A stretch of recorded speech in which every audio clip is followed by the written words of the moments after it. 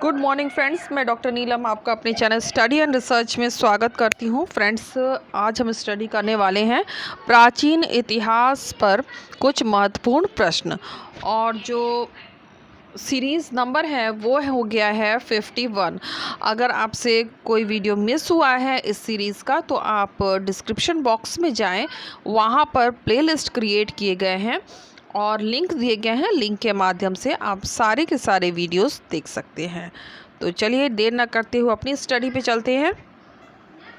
इस तरह का वीडियो आपको पसंद आता है तो लाइक शेयर सब्सक्राइब करें। सब्सक्राइब करने के बाद बेल आइकन की घंटी को जरूर प्रेस कर लें ताकि इस तरह का वीडियो मैं जब भी अपलोड करूं उसका नोटिफिकेशन आसानी से आप तक पहुंच सके। तो फ्रेंड्स, यहाँ पे पहला क्वेश्चन आ गया है और यहाँ पर मैं आपको एक जानकारी भी देना चाहूँगी कि अगर आप लाइव क्लास में जुड़ना चाहते हैं और हिस्ट्री के क्वेश्चन सॉल्व करना चाहते हैं तो वीकली लाइव क्लास भी मैंने स्टार्ट कर दी है। तो ये लाइव क्लास होती है सैटरडे 4 PM। तो अगर जुड़ना चाहे तो आप जुड़ सकते हैं। तो क्वेश्चन पर आते हैं। यहाँ पे सबसे पहला क्वेश्चन है, रोमन देह स्तंभ किसके काल में का है?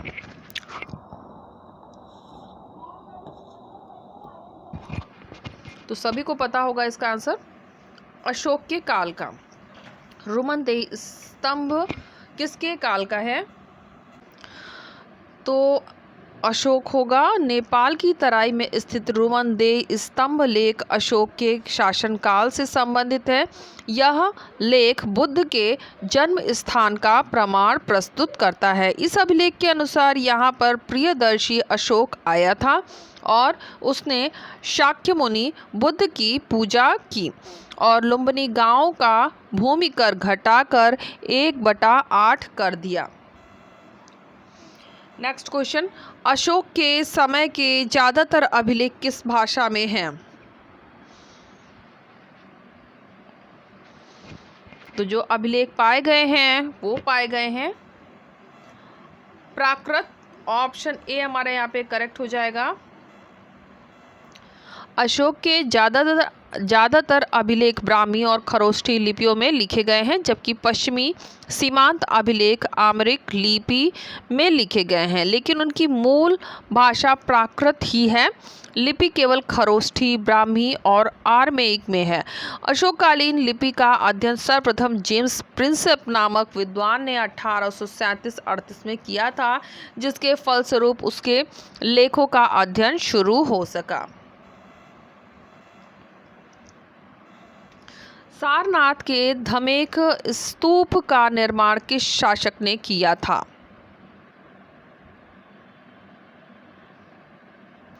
धमेक स्तूप का निर्माण भी अशोक के द्वारा हुआ है। ऑप्शन डी हमारा यहाँ पे करेक्ट होगा। सारनाथ में धमेक स्तूप का निर्माण मौर्य सम्राट अशोक द्वारा 249 ईस्वी में किया गया था, परंतु इसकी वास्तविक विस्तार गुप्त काल में हुआ। गुप्त काल के बौद्ध स्तूप में सारनाथ का धमेक स्तूप प्रसिद्ध है। यह ईंटों का बना है, जिसका निर्माण किसी बिना चबूतरे के समतल धरातल पर किया गया। इसका आधार अन्य स्तूपों के समान वर्गाकार ना होकर गोलाकार है। धमेक स्तूप स्थित है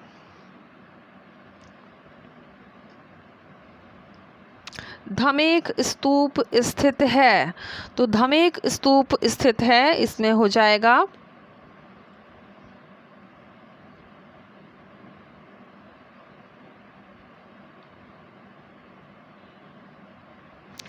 धमेक स्तूप स्थित है। तो उत्तर होगा हमारा सारनाथ। सारनाथ वाराणसी में स्थित धमेक स्तूप का निर्माण अशोक ने कराया था। इसके अतिरिक्त अशोक ने पिपरवाह, बोध गया, भारहुत और सांची स्तूप का निर्माण कराया था।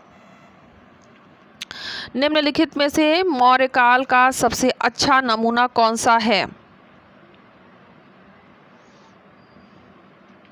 तो जो सबसे अच्छा नमूना है वो हो जाएगा स्तंभ।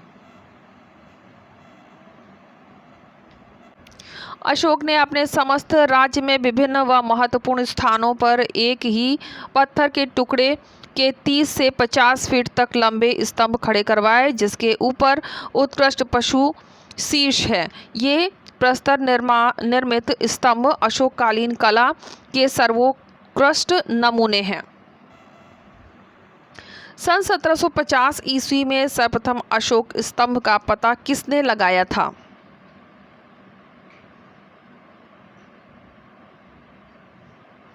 तो इसका पता लगाने वाले थे फैन थैलर। ऑप्शन सी हमारा करेक्ट होगा।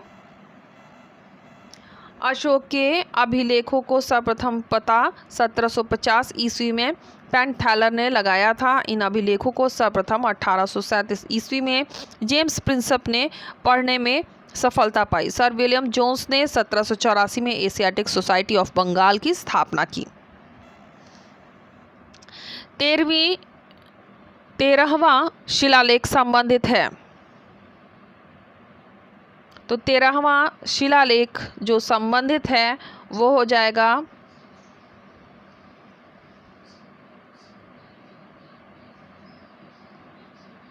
युद्ध से।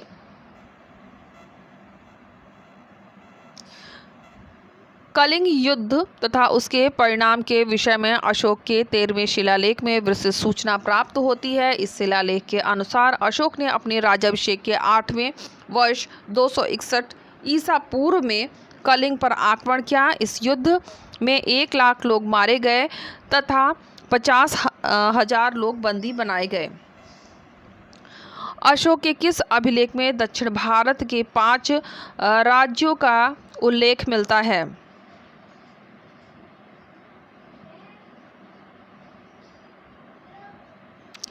तो यहाँ हमारा उत्तर हो जाएगा द्वितीय शिलालेख में।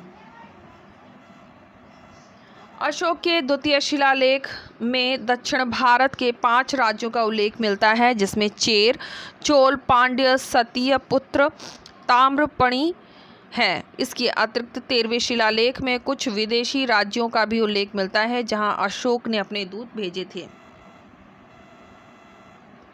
निम्नलिखित विदेशी राजाओं में कौन अशोक का समकालिक नहीं था? तो जो अशोक का समकालिक नहीं था वो हो जाएगा डेरियस सेकंड।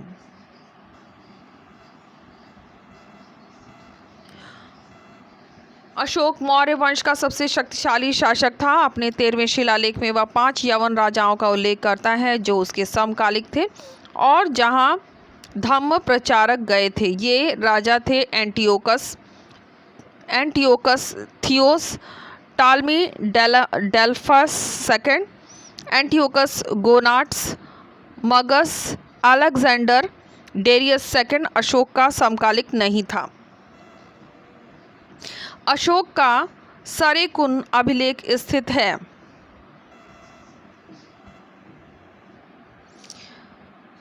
तो ये अभिलेख स्थित है कंदहार में। अशोक का सरेकुन अभिलेख कंदहार में स्थित है। यह आर्मरिक एवं ग्रीक लिपि में लिखा गया है। बरार गुफा संबंधित है, आजीविकों से संबंधित है। मौर्य युग में पर्वत गुफाओं को काटकर निवास स्थान बनाने की कला का पूर्ण विकास हुआ। अशोक तथा उसके पौत्र दशरथ के समय बरार तथा नागार्जुन की पहाड़ियों को काटकर आजीवक समुदाय के लिए आवास बनाए गए। इन गुफाओं की छतों और दीवारों पर चमकीली पॉलिश है। अशोक के समय बरार पहाड़ी की गुफा में सुदामा की गुफा है। अशोक के किस अभिलेख में धार्मिक सहिष्णुता के सिद्धांत का प्रतिपादन किया गया है?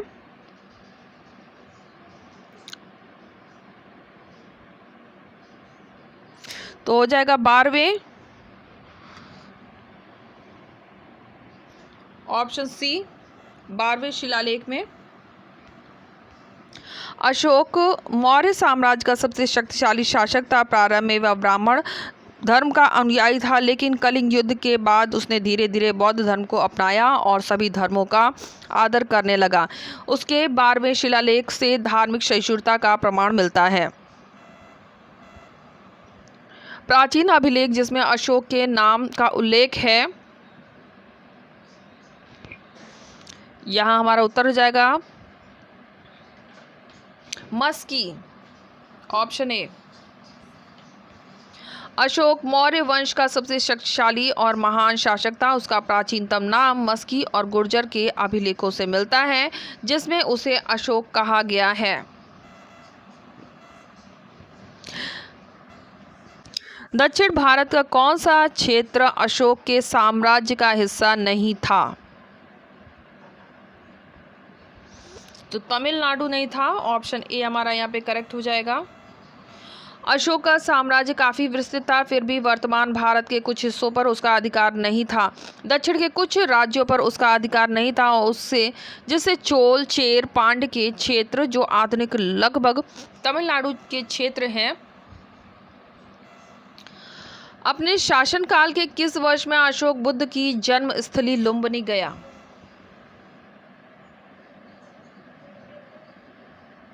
ये गया है 20वें वर्ष, ऑप्शन सी हमारा यहाँ पे करेक्ट होगा।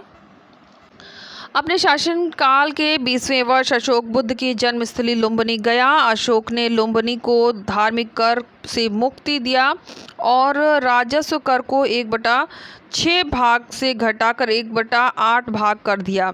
अशोक मौर्य साम्राज्य का सबसे शक्तिशाली शासक था। उसके समय में कलिंग युद्ध हुआ। इस युद्ध में अशोक की विजय हुई। लगभग 1 लाख से अधिक लोग मारे गए। इसके बाद अशोक ने बौद्ध धर्म को अपना लिया और बौद्ध धर्म के प्रचार के लिए अपने शासन का प्रयोग किया। अशोक ने अपने शिलालेख में 8वीं जातियों का उल्लेख किया। किस शिलालेख में 8वीं जाति का उल्लेख किया है? तो 13वें हो जाएगा, 13वें शिलालेख में। अशोक ने अपने 13वें शिलालेख में 8वीं जाति का उल्लेख किया। अशोक का 13वां शिलालेख सबसे अधिक विस्तृत है। इसमें कलिंग युद्ध के अतिरिक्त 5 विदेशी राज्यों और 5 सीमांतवर्ती राज्य तथा कई जंगली जनजातियों का उल्लेख किया गया है, जिसे अशोक के साथ शांति प्रिय जीवन के बारे में कहता है। निम्नलिखित स्थानों में से कहाँ वृषभ शीर्ष वाला अशोक स्तंभ स्थित था? ये स्थित था रामपुरवा।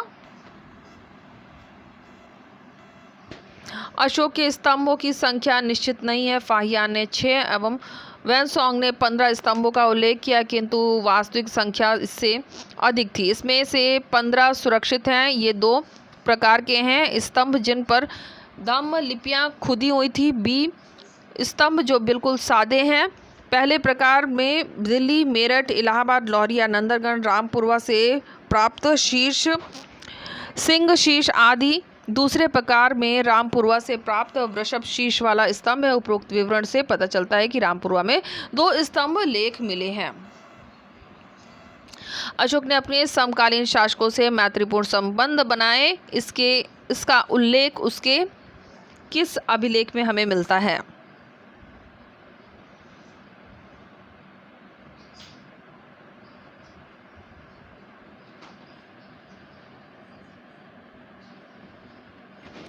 तो इसकी जानकारी हमें मिलती है, ऑप्शन डी होगा, 13वें शिलालेख में।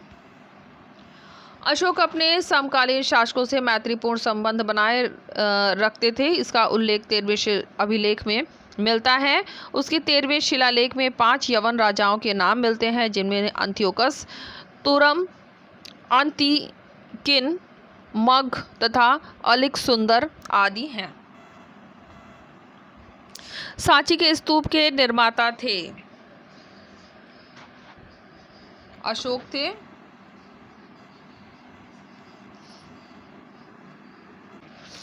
मध्य प्रदेश में भोपाल के निकट सांची में अशोक द्वारा निर्मित प्रसिद्ध स्तूप है। शुंग काल में अशोक द्वारा निर्मित स्तूप का आकार लगभग दोगुना किया गया। यह स्तूप ऊंची पहाड़ियों पर निर्मित है। इसके चारों ओर सुंदर परिक्रमा पथ है। सांची में बुद्ध का अंकन प्रतीक रूप में हुआ। कलिंग युद्ध का विवरण हमें प्राप्त होता है। शिलालेख 13 से अशोक 273 ईसा पूर्व के लगभग मगध के राज सिंहासन पर बैठा। व्यापारिक बाधाओं को दूर करने के लिए उसने 261 कलिंग पर विजय प्राप्त की, जिसे उल्लेख उसके 13वें शिलालेख में मिलता है। यह युद्ध बहुत ही भयानक था। इस युद्ध के बाद अशोक ने युद्ध से तौबा कर लिया और बौद्ध धर्म को अपना लिया। बुद्ध धम्म संघ के प्रति अशोक के प्रगाढ़ आस्था का उल्लेख निम्न में से किस अभिलेख में है? तो यहाँ पे उत्तर होगा भाब्रू लघु शिलालेख। बुद्ध धम्म एवं संघ के प्रति अशोक के प्रगाढ़ आस्था का उल्लेख भाब्रू लघु शिलालेख से प्राप्त होता है। अशोक के दूसरे तीसरे अभिलेख से उसके बौद्ध धर्म के प्रति प्रगाढ़ आस्था को दर्शाता है और 12वें शिलालेख में धार्मिक सहिष्णुता के बारे में उल्लेख किया गया है। तो यहाँ पे हमें पहचान करनी है कौन सा कथन सही है। निम्नलिखित में से कौन सा कथन सही है? तो स्क्रीन पर आप पढ़ पा रहे होंगे इसे।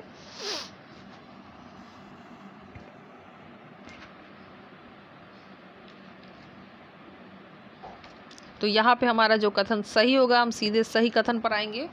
ऑप्शन सी, अशोक ने अपने धम्म की परिभाषा द्वितीय स्तंभ लेख में दी है। द्वितीय स्तंभ लेख में अशोक ने एक प्रश्न उठाया कि चूंकि अर्थात धम्म क्या है। इसी में बताया गया कि अल्प पाप, अत्यधिक कल्याण, दया, दान, सत्यवादिता, पवित्रता, मृदुता एवं साधुता ही धम्म है। अशोक का कौन सा शिलालेख 5 यवन राज्यों में धर्म प्रचारकों को भेजने का वर्णन करता है?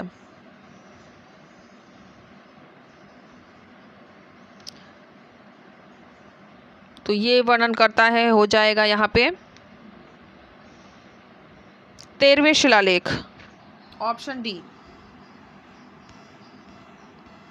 अशोक अपने 13वें शिलालेख में धम्म विजय की चर्चा करते हुए देवताओं का प्रिय धम्म विजय को सबसे मुख्य विजय समझता है।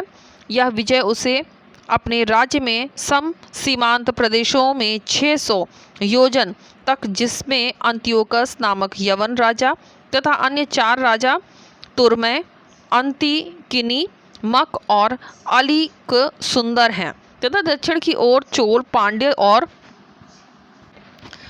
ताम्रपाणिक तक से प्राप्त हुआ है। उसी तरह यहाँ राजा के राज्य में यवनों, कंबोजों, नाभको, नभ, भोजों, आंद्रक और पुलिंदों में सबसे जगह लोग देवताओं के प्रिय धर्मानुशासन मानते हैं।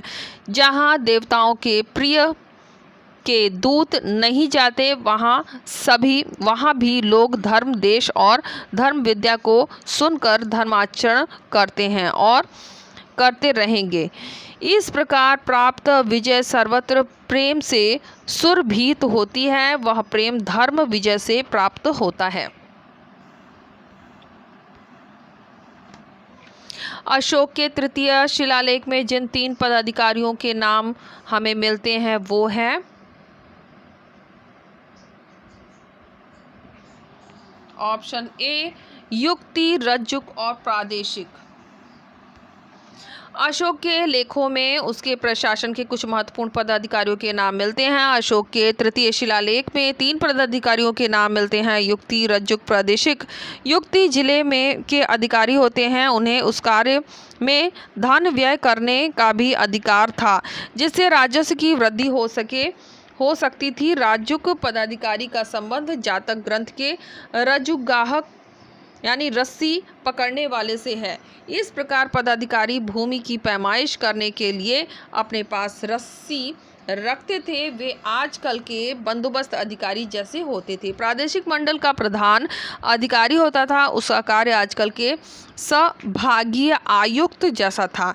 उसे न्याय का भी कार्य करना पड़ता था। अपने तीसरे शिलालेख में अशोक कहता है कि उसने युक्ति, रज्जुक और प्रादेशिक को पंचवर्षीय दौरे पर जाने का आदेश दिया। इस प्रकार दौरे को अनुसंधान कहा गया। और हम आगे अपने लास्ट क्वेश्चन पे। अशोक के सारनाथ सिंह शीर्ष स्तंभ के फलक पर प्रदर्शित पशुओं का सही क्रम क्या है? तो हमारा जो सही क्रम होगा वो हो जाएगा ऑप्शन डी, अश्व, सिंह, हाथी और वृष।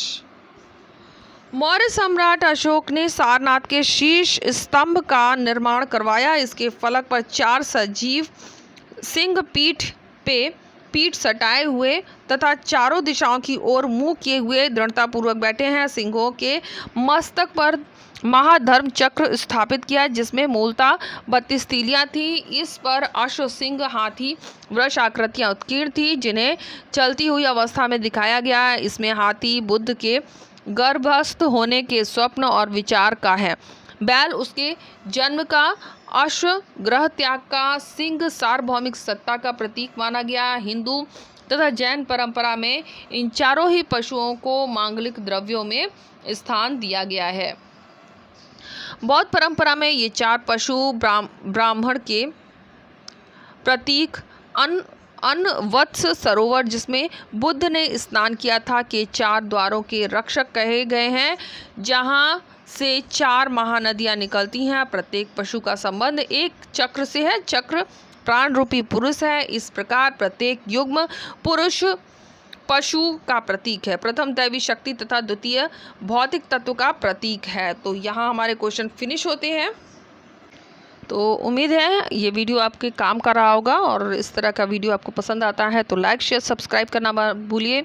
सब्सक्राइब करने के बाद बेल आइकन की घंटी को ज़रूर प्रेस कर लीजिए, ताकि इस तरह का वीडियो मैं जब भी अपलोड करूं उसका नोटिफिकेशन आसानी से मिल सके। और वीकली लाइव क्लास भी मैंने स्टार्ट कर दिया है, जैसा कि स्टार्टिंग में मैंने बताया है। सैटरडे 4 PM हम लाइव क्लास करते हैं, जिसमें हम इतिहास के बहुत सारे क्वेश्चन सॉल्व करते हैं।